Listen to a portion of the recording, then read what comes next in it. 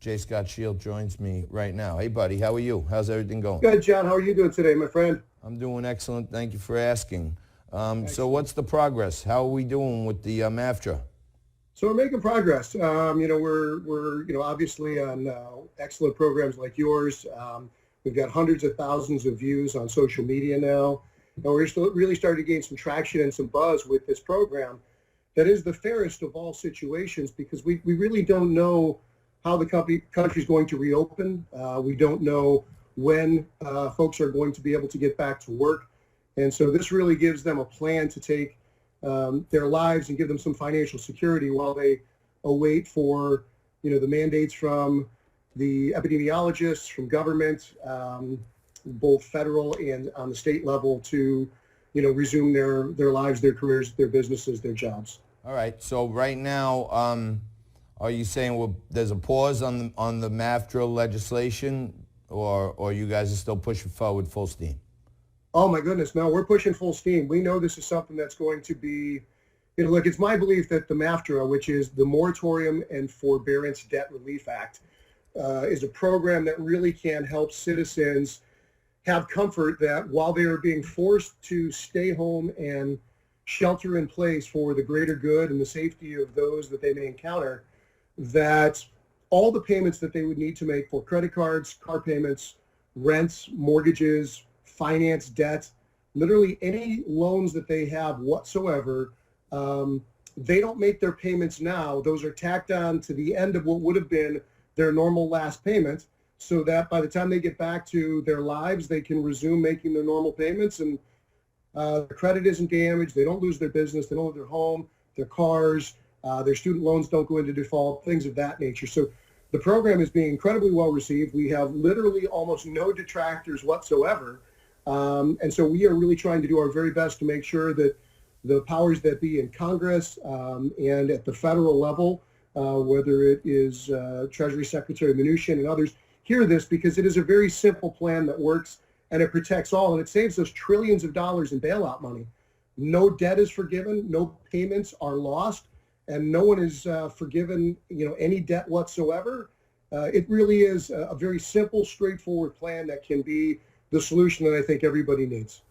And the more I think about it, if the danger that maybe the uninformed would think, well, if I don't pay, then the bank's going to foreclose. Well, there's a moratorium on foreclosures, so then the bank is going to get stuck holding the bag, and we can't have the banks blowing up. But really, Sure.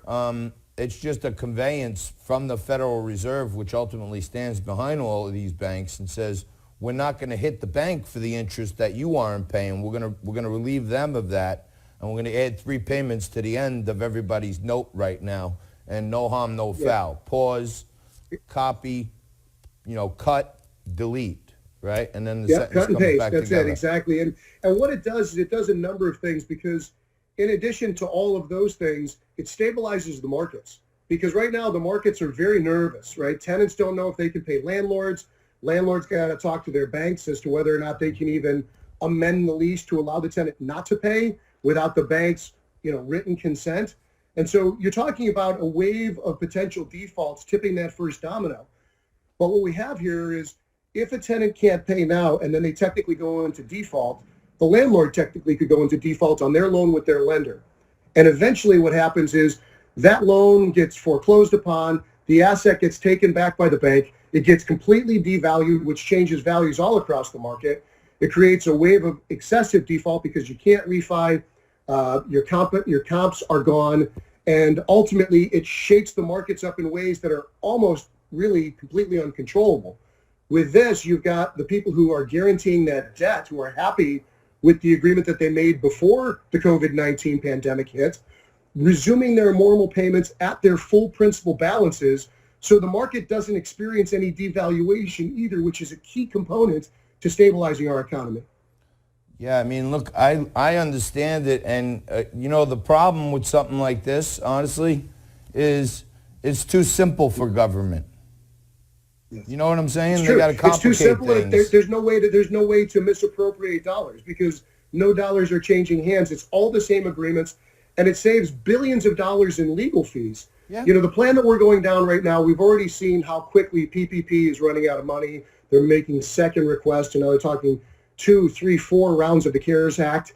And the bottom line there is that it really doesn't help.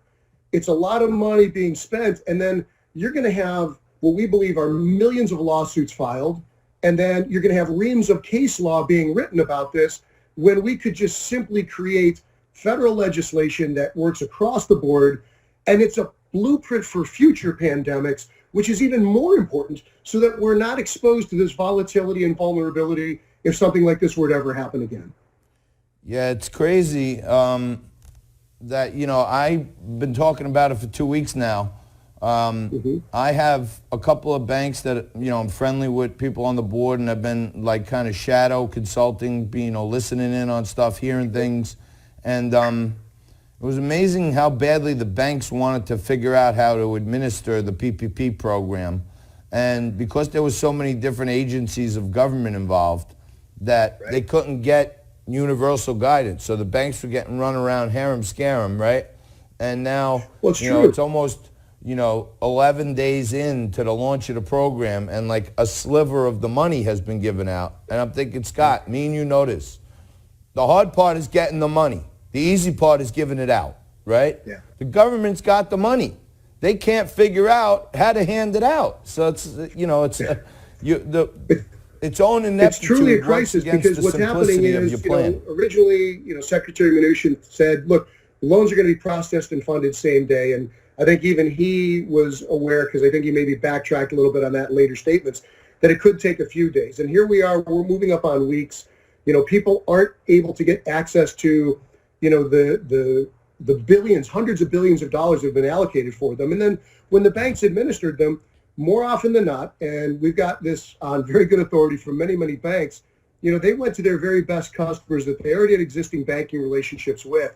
And so some of those smaller businesses that didn't have credible business relationships with banks that they had established, new business startups, they're left without really, a partner in progress towards even making the application. The site launches were difficult.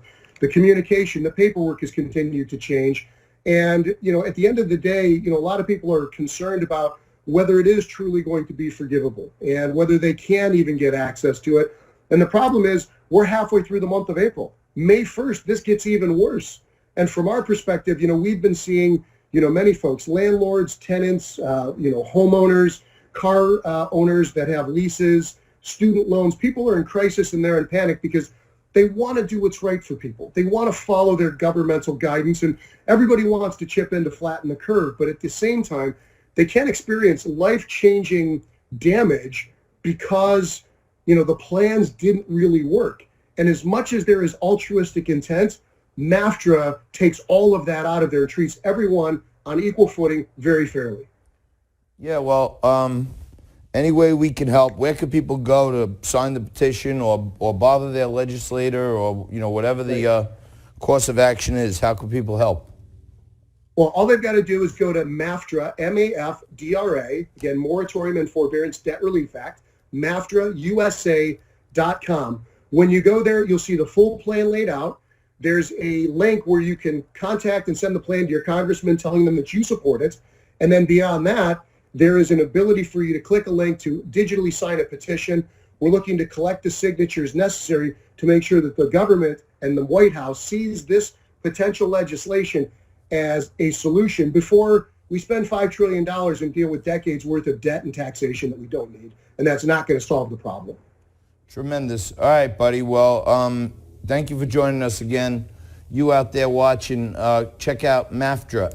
Mary, Apple, Frank, Dog, Rita, Apple, USA.com for more information, and sign the petition if you can, because it's only going to help you. If it doesn't help you, it's going to help your boss. If it helps your boss, it's going to help you. So sign the petition. They're not going to get hit up for any money or anything, right? Right now it's a grassroots. We're not asking for a penny from anybody. That's for sure. Just if they can educate you, you can see what's happening and what people are trying to do to find measures to mitigate this issue.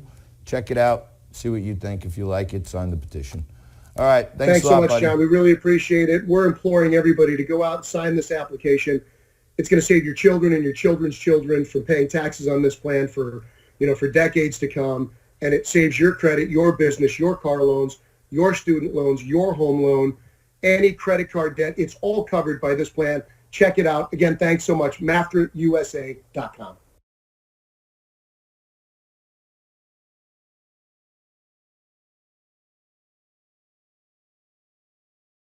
No Patrick Beverley, as good as the Clippers are with their perimeter D. First play for the Mavs as Luka sets up Kleba. Gives it to Porzingis. Two missed shots on good leads. Wide open shots. Now Doncic will fire a three, and he knocks down his first triple of the game. Strong defensive play on George.